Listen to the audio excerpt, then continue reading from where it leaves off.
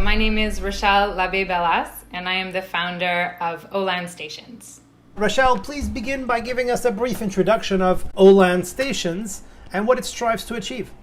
I am a marine biologist by training, 3 years now entrepreneur, and this driving force of my passion for the oceans and the waste that I saw out at sea is what really brought me to create Oland.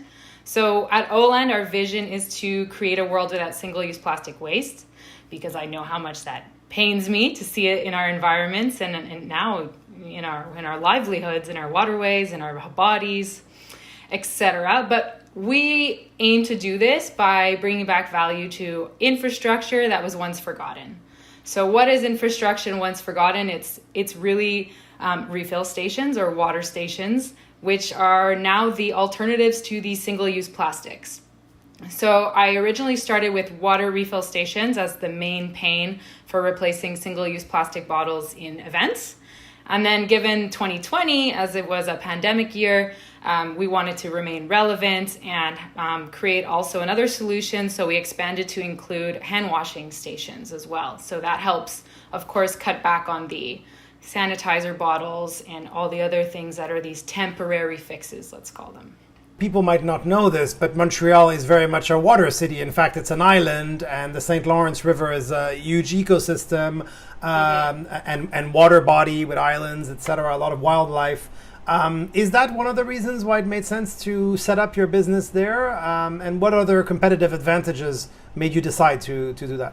Yeah, well, I was doing work in the US in California at the time that I thought of this idea and kind of had to act. So I thought of setting up in San Diego, where I was based, but I had a mentor actually who worked for the Canadian government. He just reminded me that, Canada has extremely good support for launching your company. To operate out of Canada, you have lower costs, there's less competition, and then there's nothing saying that you could, bring your markets back out west. So I moved back, and of course, I realized how good of a quality of life we have here, how we lower expenses compared to California as well, and the proximate nature, access to nature. My company as well also benefited because, I learned when I was doing my market analysis that Montreal is actually the #1 city in North America for free outdoor festivals. So as I was determining my first target market, I said, this is actually a really good place to launch this in the event space. And of course, we've got access to steel, which is what my product's made of. And we have, cleaner energy with hydro. So I think those are the advantages of starting up here. Of course, you're really close to Europe and the US, but you're living in Canada with a lot of good government policies and protections. How would you actually describe the business ecosystem in Montreal, and in particular for clean tech startups? What sort of supports exist? There's lots of support for clean tech, and I know, leaders like EcoFuel, who I kind of went through. They have an incubator and accelerator. I went through a couple selection processes, and they're a Montreal-based startup company with portfolios. Their cycle capital management, I've been put in front of there, had an introduction. I've had a mentor from Divergent Capital, which is an investment firm for green and clean technologies.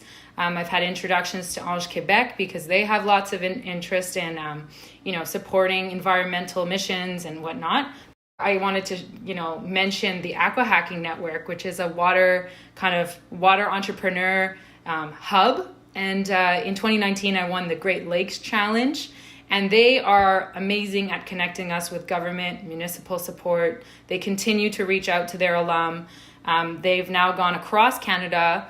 And they were originally just Eastern, and now they're spanning, and lots of solutions are being proposed for these really small startups. A lot of them are university students. I was kind of one of the older ones in my early 30s. What is Montreal like in terms of a community around clean tech, around social change, around green technologies? And is it easy to find people to work with you, talent, partners? Do you feel supported in that sense as a community? I feel supported with the early stage incubation systems. I think those are really great. There's diverse amounts of them. I already mentioned EcoFuel, cleantech, which is out of ETS, the D3 program at Concordia, Esplanade, which I was an entrepreneur in residence at. So they allow like free office space, mentorship. They helped me get grants for le Ministère Économie Innovation. I was a member of Ecotech Quebec, which is like a yearly membership. So they have lots of like little events or online ways to kind of connect you to other people, to find staff and find employees. Do you have any opinion on Montreal's ability to attract foreign investment in the clean, green, and perhaps in your case in the social purpose kind of space? I think we definitely have like that ability to attract international people. I think we need more of them. I'm just taking off my experience on the one of the incubation programs that I was with, early stage for pre-seed funding. It was called Founder Institute. And during this 5-month really crazy program, which I super encourage for any entrepreneur listening out there, really validates your business plan. I think what I learned there is because it's a global incubator that Montreal is hungry for international investors. I feel like the energy was that Canadian investors are there, but they're not as busy. They're a little play it safer. They're a little slower to act compared to like our U.S. big risk takers.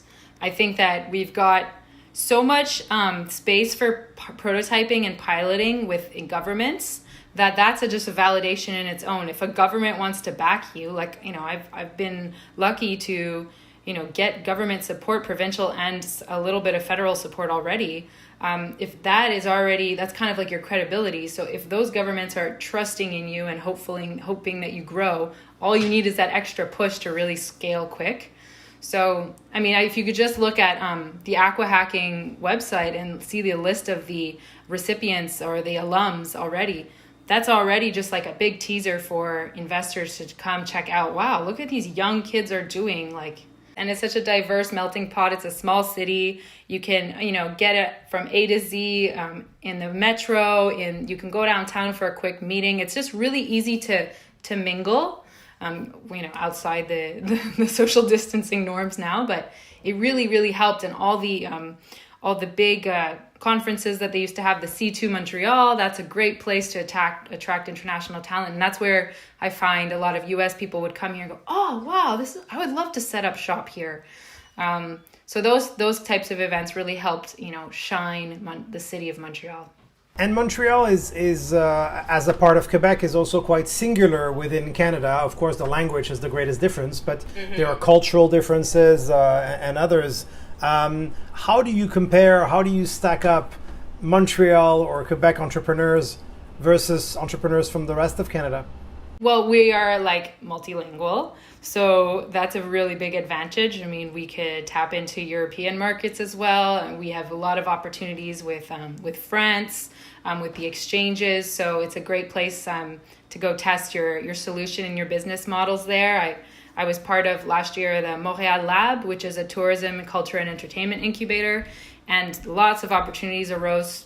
I think that's an advantage for sure, and the fact that we've got a really good quality of life, and we've got a really good lower cost for our expenses for your overheads. So I think that to me is kind of where entrepreneurs here in Montreal are a little bit more risk-takery. Excuse my risk. Yeah, they're bigger risk takers than maybe in Toronto, where, you know, you're gonna go broke if you don't make the next month. You know, because affording $2,000 to $3,000 a month for rent when you're launching your company is, especially if you have a family, it's just not possible. So that's what I would say for the difference. And finally, if we bring us back a little bit to clean tech, green technologies, and, you know, social community-based solutions, what's the future for Montreal and Canada in that space, in your opinion? What kind of trends do you see right now that you think, you know, will be shaping the future or important to watch? I think we're off to a very good start. I think, you we have a couple years because Quebec kind of was a leader with California, maybe even a couple of years ago, about clean energy and clean adoption. But I think we still need to improve on the whole customer adoption of the technologies. I didn't mention this before, but I don't know if you have heard of Fonds Eco Leader. It's a government support, right, from the provincial, and it helps the companies incentivizes companies to adopt your technologies. You could rent from us, and then they could get a third party service to see if you really are approved, let's say, with a third party auditor. And I've been pushing this for maybe 2 years. So if a client comes to me and says they want to try my product, but they don't have the budget, and I'm saying, use Fonds Eco Leader, it's a financement, it'll pay for me, pretty much you to use me, because there is quite a bit of money. I think there's $18.5 million that they've committed to support in this field.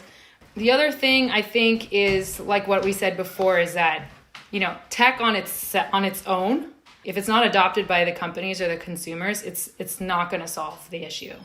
I think we need to have a more multifaceted approach to address these together and not look at them in these individualized compartments.